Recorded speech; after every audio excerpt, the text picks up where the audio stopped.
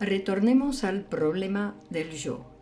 La aparente contradicción antes señalada procede de que consideramos demasiado inflexibles las abstracciones y solo observamos cada vez un único aspecto de los varios que presenta una complicada totalidad. La diferenciación entre el yo y el ello, que hubo de sernos impuesta por determinadas particularidades, parece plenamente justificada. Mas, por otra parte, el yo y el ello coinciden, no siendo el primero sino una parte especialmente diferenciada del segundo. Cuando confrontamos en nuestro pensamiento esta parte con la totalidad, o cuando entre ambas surge realmente la discordia, se nos evidencia la debilidad del yo. En cambio, cuando el yo permanece enlazado al ello sin distinguirse de él, nos muestra una intensa energía. Análogamente sucede en la relación entre el yo y el superyo. En muchas situaciones se confunden a nuestra vista. Únicamente nos es dado distinguirlos cuando entre ambos surge un conflicto. Con respecto a la represión, resulta decisivo el hecho de ser el yo una organización y el ello no. El yo es, en efecto, la parte organizada del ello. Sería injustificado representarse el yo y el ello como dos territorios ocupados por ejércitos enemigos y suponer que en la represión trata el yo de someter una parte del ello, acudiendo entonces lo restante del ello a prestar auxilio a la parte atacada, midiendo sus fuerzas con el yo. Esto puede realmente suceder con cierta frecuencia, pero no constituye desde luego la situación inicial de la represión. Por lo regular, el impulso instintivo que de reprimir se trata permanece aislado. El acto de la represión nos evidencia, por un lado, la energía del yo, mas por otro, testimonia también de su impotencia, así como la impenetrabilidad de los diversos impulsos instintivos del ello a su influencia. Pues el proceso convertido en síntoma por la represión afirma su existencia fuera de la organización del yo e independientemente de ella. No solo dicho proceso, sino todas sus ramificaciones gozan de igual privilegio. Podríamos decir que del privilegio de extraterritorialidad. Y no es quizás muy aventurado sospechar que ahí donde se encuentran asociativamente con partes de la organización del yo, las atraen así extendiéndose con su adquisición a costa del yo. Un paralelo que nos es familiar hace ya mucho tiempo equipara el síntoma a un cuerpo extraño que mantiene incesantes fenómenos de estímulo y reacción en el tejido en el que se ha alojado. Sucede ciertamente a veces que la lucha defensiva contra el impulso instintivo indeseado queda terminada con la formación de síntoma. Que sepamos, es la conversión histérica donde esto puede darse con mayor facilidad, mas por lo general hallamos un curso muy distinto. Al primer acto de represión sigue una larga secuela, a veces interminable. La lucha contra el impulso instintivo encuentra su prosecución en la lucha contra el síntoma. Esta lucha secundaria de defensa nos muestra dos aspectos diferentes. De una parte, el yo se ve forzado por su propia naturaleza a emprender algo que hemos de considerar como una tentativa de restauración o de conciliación. El yo es una organización, se basa en el libre comercio de todos sus componentes entre sí y en la posibilidad de su recíproco influjo. Su energía, desexualizada, proclama aún su procedencia en la aspiración a la unión y a la unificación, y esta necesidad de síntesis se hace más fuerte en razón directa del aumento de la fuerza del yo.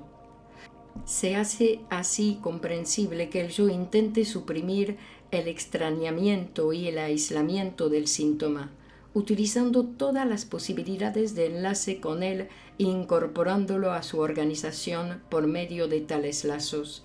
Sabemos que tal aspiración influye sobre el acto de la formación de síntomas.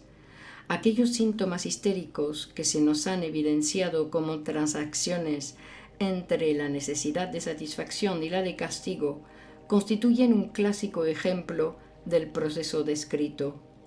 Como cumplimiento de una exigencia del super-yo, tienen tales síntomas desde su principio participación en el yo, significando por otro lado posiciones de los impulsos reprimidos y puntos de penetración de los mismos en la organización del yo. Son, por decirlo así, estaciones fronterizas con guarniciones mixtas.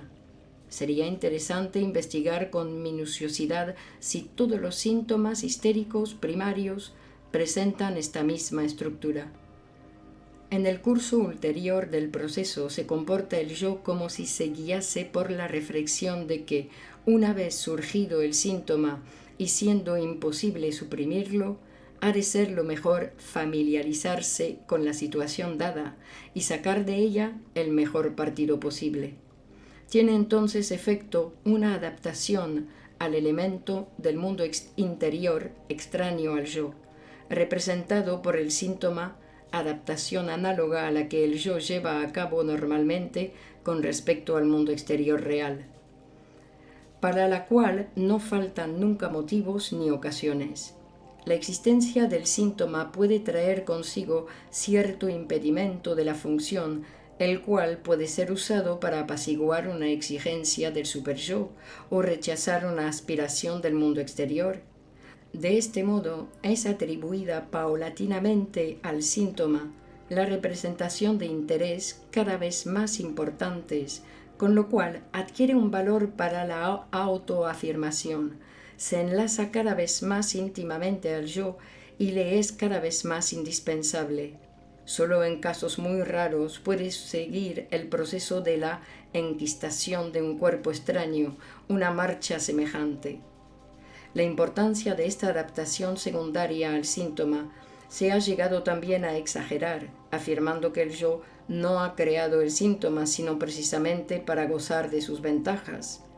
Pero esto equivale a suponer que un soldado se había dejado herir de gravedad perdiendo una pierna para vivir en adelante sin trabajar a costa del Estado. Otras formas que adquieren los síntomas en las de la neurosis obsesiva y la paranoia adquieren un alto valor para el yo, no por suponer ventaja alguna, sino por aportarle una satisfacción narcisista inaccesible de otro modo. Las formaciones de sistemas de los enfermos de neurosis obsesiva halagan su amor propio con la ilusión de que son hombres mejores que los demás por ser más puros o de más estricta moral, y los delirios de la paranoia abren a la agudeza y fantasía del paciente un amplio campo de acción, difícilmente sustituible. De todas estas circunstancias resulta aquello que nos es conocido con el nombre de ventaja de la enfermedad secundaria de la neurosis. Esta ventaja apoya la tendencia del yo a incorporarse al síntoma y fortalecer la fijación de este último.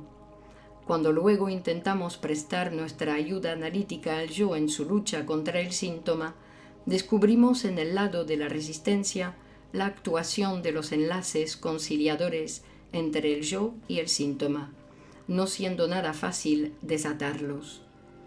Los dos procedimientos que el yo utiliza contra el síntoma se hallan en mutua contradicción. El otro procedimiento es de carácter menos pacífico, ya que continúa la obra de la represión. Sin embargo, no debemos tachar al yo de inconsecuente. El yo es pacifista y quisiera incorporarse el síntoma, acogiéndolo en su totalidad.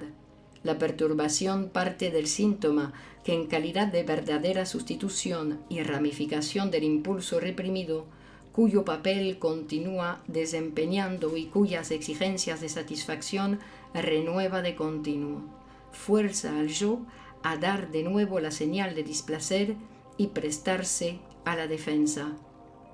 La lucha defensiva secundaria contra el síntoma es multiforme. Se desarrolla en diversos terrenos y emplea muy distintos medios.